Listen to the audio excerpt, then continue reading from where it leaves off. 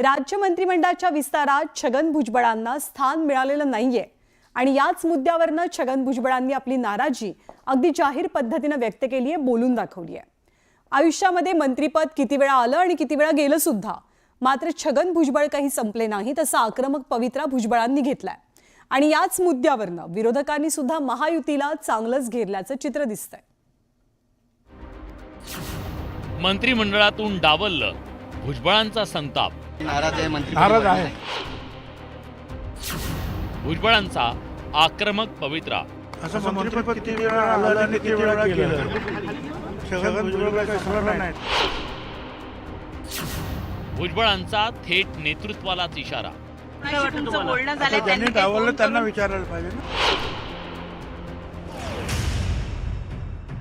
महायुतीच्या मंत्रिमंडळ विस्तारात अजित पवारांच्या राष्ट्रवादीनं नव्या चेहऱ्यांना संधी दिली, पण ज्येष्ठ नेते छगन भुजबळांचा मात्र मंत्रिमंडळात समावेश केला नाही।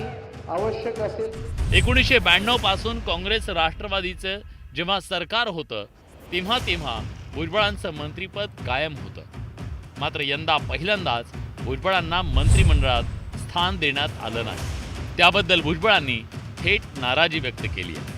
नाराज आहे, चला ठीक आहे, चला पुढे काय। ज्यांनी डावललं त्यांना विचारायला पाहिजे ना। आयुष्यात मंत्रिपद किती वेळा आलं आणि किती वेळा गेलं, पण छगन भुजबळ संपला नाही असं भुजबळांनी सुनावलंय। अरे मी काय एक सामान्य कार्यकर्ता, मला डावललं काय फेकलं काय, काय फरक पडतो? काल संध्याकाळपासून बोलणं झालंय कारण का मंत्रिपद मिळत नाहीये, पुढची भूमिका काय असणार छगन भुजबळांची? असं मंत्रिपद किती वेळा आलं आणि किती वेळा गेलं, छगन भुजबळ काही संपलं नाही ना। एकीकडे छगन भुजबळांनी उघड नाराजी व्यक्त केली, तर दुसरीकडे विरोधकांनी भुजबळ आणि सत्ताधाऱ्यांना डिवचलंय। हा त्यांच्या पक्षाचा अंतर्गत प्रश्न आहे। आम्ही एकत्र असिस्तोवर साहेबांच्या बरोबरीनेच भुजबळ साहेबांचा मान सन्मान हा पक्षाने नेहमीच केलेला आहे। त्यांची सीट ही नेहमी आदरणीय पवार साहेबांच्या शेजारीच असायची आणि प्रत्येक वेळी कुठलीही जबाबदारीचा जेव्हा विषय असायचा तेव्हा अर्थातच पहिलं नाव हे माननीय भुजबळ साहेबांचं असावं। भुजबळ यांच्यासारख्या ज्येष्ठ नेत्यांनी ज्या पद्धतीनं सन्मान्य शरद पवार साहेबांची साथ सोडली ते सगळ्यांना क्लेशदायक होतं। ज्याला त्याला आपल्या कर्माची फळं राजकारणामध्ये मिळत असतात आणि ती आम्ही भविष्यात ती पाहत राहू।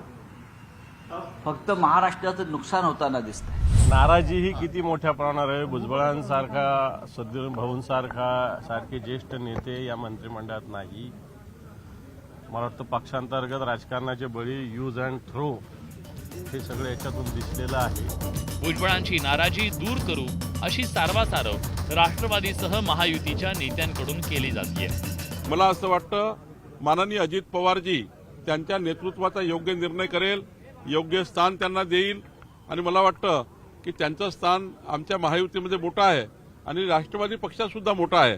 तर मला वाटतं की अजितदादा याबद्दलचा खऱ्या अर्थाने चांगला विचार करतील। ठीक आहे ना, आम्ही जे नाराज झालेले आहेत, भुजबळ साहेब म्हणजे सन्मान्य नेते आहेत, नक्कीच आम्ही सगळी मंडळी भेटून त्यांची नाराजी दूर करण्याचा आम्ही प्रयत्न करू आणि शेवटी आमच्या सृष्टीने सुद्धा त्यांच्याबद्दल काय करावं हे ठरवून ठेवलेलं असावं असं मला वाटतं।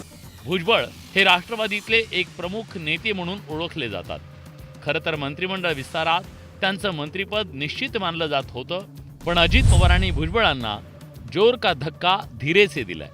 आता भुजबळांची नाराजी अजित पवार आणि त्यांचे नेते कशी दूर करतात हे पाहणं औत्सुक्याचं ठरणार आहे। Bureau report, news 18 Lokmat.